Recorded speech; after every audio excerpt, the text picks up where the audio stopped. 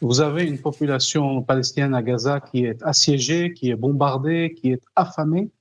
1,4 million a été entassé à Rafah par cette vague de bombardements successifs. Et ils sont en plein désespoir, désemparés. On leur redemande de bouger alors qu'il n'y a nulle part où ils peuvent être en sécurité, eux et leurs familles. C'est désespérant et le monde entier est contre un énième massacre dans la bande de Gaza, notamment à Rafah où c'est le plus dangereux.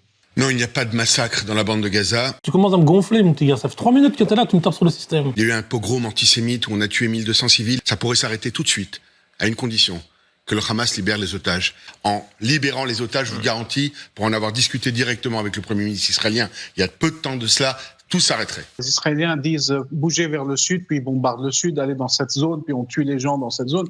Et toutes les organisations internationales, que ce soit l'ONU, que ce soit les ONG, disent qu'il n'y a nulle part où les gens sont en sécurité. On a vu Israël tuer des journalistes, on a vu Israël tuer des ambulanciers, donc on a vu Israël tuer des milliers et des milliers d'enfants, et rien ne peut justifier cela. Il y avait un accord sur la table, le Hamas l'a accepté, c'est dommage qu'Israël a décidé de poursuivre cette guerre qui mène à tuer les gens en captivité, les Israéliens en captivité à Gaza, et il y en a plusieurs qui ont été tués par les balles et les bombardements israéliens. C'est complètement irresponsable, tant vis-à-vis des Palestiniens surtout, mais aussi vis-à-vis des Israéliens. Qui est responsable, Darius Rochma ? Qui a démarré cette guerre ? C'est le Hamas. Le monde entier dit que la façon dont Israël se comporte est inacceptable. Même les Américains parlent d'attaques indiscriminées, parlent d'un usage massif de bombardements dans des populations civiles et ont été critiques d'Israël. Qui reste ? À part Meir Habib pour défendre Netanyahou, qui reste dans le monde entier ? Même les plus proches alliés d'Israël ont honte de ce qu'Israël est en train de faire. Mais c'est clair. Mais oui, c'est clair. Si le droit à la défense justifie de tuer des dizaines de milliers de civils, qu'est-ce que le droit à la défense des Palestiniens, de leur pays et de leur peuple les autorise à faire ? Selon M. Meir Habib, la Palestine qui est occupée, notre peuple est agressé au quotidien, on a des attaques de colons en Cisjordanie, on a des militaires israéliens qui sont, avant le 7 octobre, qui étaient en train de tirer sur nos civils et de les tuer. Qu'est-ce que nous sommes donc autorisés ? Est-ce que cela veut dire que M. Meir Habib pense que nous étions autorisés à tirer sur ces Israéliens, les colons, l'armée et les civils qui sont autour, parce qu'on n'a pas le choix, on n'a pas pu faire autrement ? Qu'ils le disent, alors il sera cohérent avec cette logique. Moi, je ne crois pas que ça soit le cas. On ne peut pas tuer des civils, on ne peut pas justifier ce genre d'attaque indiscriminée et on ne peut jamais justifier ce genre d'attitude de ne pas se préoccuper de la vie des enfants, des femmes et des hommes autour de soi. Qui a massacré, qui a fait un pogrom le 7 octobre que l'humanité n'a jamais vu ? Je veux que le monde comprenne qu'Israël doit se défendre, doit détruire ces barbares, doit détruire ces sauvages qui ont de la jouissance, avoir tué des femmes et des enfants. J'ai vu un enfant de 10 ans, il dit « mais tuez-moi ». Il a vu son père et sa mère tuer. Il a dit « tuez-moi ». Pendant qu'ils ouvraient le frigidaire, ils prenaient un Coca zéro en train de boire. Je veux que le monde comprenne, il ne s'agit pas de faire du voyeurisme. Mais quand je vois que dans cette assemblée, il y a des gens qui mettent en cause ce qui s'est passé, ça me rend dingue. Ils ont engrangé. Écoutez les paroles de la Marseillaise, c'est ça qui s'est passé. Jusqu'à quand ? Il y a un seul État juif. Un État de trop. Je n'arrive pas.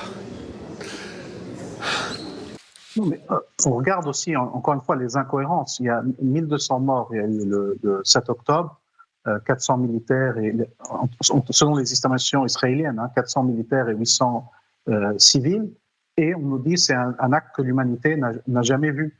Et ensuite, quand on parle des 35 000 morts palestiniens, on nous dit, mais regardez le nombre de morts qu'il y a eu ailleurs. Du ministre de la Santé du Hamas que vous me donnez ? Tout Palestinien qui meurt, tout civil palestinien, c'est une tragédie. Moi, je le condamne. À la différence des Palestiniens qui veulent tuer le maximum de Juifs. Regardez, les Palestiniens qui veulent tuer le maximum de Juifs. Vous avez l'impression de parler à quelqu'un qui veut tuer le maximum de Juifs. Nous sommes honorés que dans le mouvement de solidarité avec la Palestine et le mouvement de la paix, il y ait des gens de toutes les religions, de toutes les confessions, de toutes les races. Et cette diversité honore notre cause et démontre exactement que l'essentialisme dans lequel vous êtes, où seul vous préoccupe la religion des victimes et la religion des bourreaux, n'est pas notre logique. Il y a des règles en droit international. Dès qu'elles sont violées, il faut les refuser, que ce soit le 7 octobre, que ce soit avant le 7 octobre et que ce soit après le 7 octobre. Et c'est pour ça que je vous dis, il y a eu beaucoup de massacres dans notre histoire. Je ne pense pas que cela justifie de massacrer les autres. Israël a parfaitement connaissance d'une information comme quoi il fait état de la présence de civils dans une zone définie, sur laquelle il va y avoir un bombardement, et malgré cette information, Israël prend la décision de bombarder quand même. Il faut les dégommer, ces gens-là. Il faut les dégommer. Tous des frères, nous n'aimons pas la guerre. C'est-à-dire qu'Israël prend la décision consciente, avec cette information en tête, de bombarder des civils, au mépris du droit international humanitaire. On s'en fout du droit international.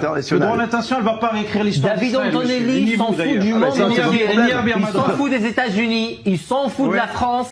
Ça, par contre, il n'y aura jamais de sanctions.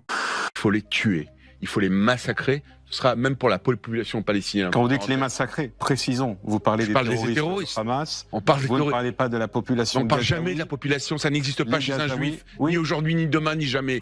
Parce qu'ils savent aujourd'hui le cancer qu'est cette population. Parce qu'ils savent aujourd'hui le cancer qu'est cette population. Ça, par contre, il n'y aura jamais de sanctions. Et donc cette logique-là, c'est celle qui nous amène vers l'impasse. Et bien sûr qu'il faut reconnaître l'État palestinien, et la France, j'en suis convaincu, s'honorera bientôt en reconnaissant l'État palestinien. Bonjour à toutes et tous. Comme le fait à peu près l'entièreté du monde. Et ça, c'est une prime à ceux qui sont en faveur de la paix, à ceux qui sont en faveur des deux États. C'est à ceux-là qu'on donne du soutien pour reconnaître un État palestinien sur les frontières pour la destruction de l'État d'Israël. Monsieur Bamias, changez vos manuels palestiniens, changez la façon d'éduquer vos enfants, changez les cartes qui vont du fleuve à la mer, c'est-à-dire la destruction de l'État d'Israël. Monsieur Meir Habib, vous parlez de cette carte du fleuve du Jourdain jusqu'à la mer Méditerranée. Netanyahou lui-même, à l'Assemblée générale des Nations Unies, a soulevé une carte d'Israël qui va du fleuve du Jourdain jusqu'à la mer Méditerranée. Oui. Je ne parle pas de quelqu'un dans la rue, je parle du Premier ministre israélien qui fait disparaître la Palestine de la carte. Mais nous, on n'est pas dans cette logique. Et il y a 2 jours, les 3/4 du monde ont voté avec nous à l'Assemblée générale des Nations Unies pour l'adhésion de la Palestine à l'ONU. Avec toutes les grandes démocraties qu'on connaît.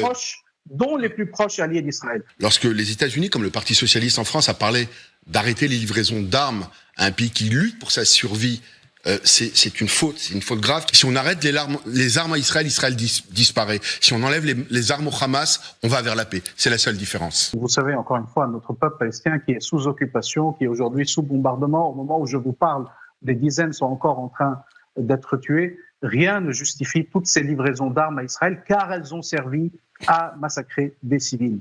Le rôle des Américains ne massacre pas des civils, c'est un mensonge. Le rôle des Américains, s'il vous plaît, le rôle des Américains. Les Américains ont fait une erreur monumentale en livrant ces armes, en sachant comment Israël est en train de les utiliser. Et j'espère que ce qu'on est en train de vivre, le commencement de corriger cette erreur. Et encore une fois, le monde est aujourd'hui en faveur de la reconnaissance du peuple palestinien, en faveur d'un cessez-le-feu. C'est le seul moyen de libérer les otages et les prisonniers, que les familles soient réunies dans la vie, que nous puissions reconstruire un début de présent à Gaza, et puis que nous puissions construire la paix pour que, encore une fois, 2 États, Palestine et Israël, puissent vivre côte à côte. Il y a quelque chose de louable dans le fait que les gens se prononcent contre les massacres en Palestine, qu'ils se prononcent pour le droit du peuple palestinien, et nous appelons à ce qu'ils le fassent en cohérence avec le droit international, en cohérence avec les valeurs humanistes.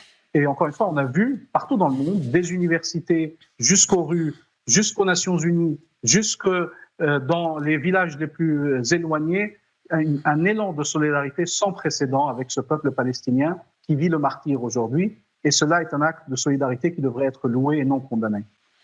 Moi, j'ai vu dans ces universités des croix gammées, j'ai vu dans ces universités américaines et françaises cette haine d'Israël. J'ai vu dans certaines universités, on a crié « mort aux Juifs ». Et j'ai vu cette magnifique artiste qui voulait célébrer la paix, la cohabitation, l'amour, la haine qui suintait. J'ai vu les votes de tous les pays hostiles à Israël qui ont puni Israël, ont donné. Au lieu de laisser de temps en temps la guerre de côté, d'essayer de tenter une réconciliation, je n'ai vu que de la haine. Je n'ai vu encore une fois que de la haine du peuple juif, de la haine d'Israël, la haine de cette jeune artiste. Mais c'est pas ça qui va gagner, je vous le garantis. Meir Habib, la voix israélienne. Life could be a dream, life could be a dream.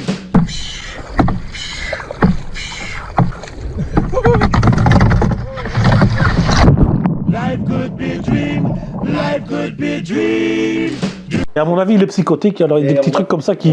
Oui, mais je savais pas que j'allais tomber sur un... Je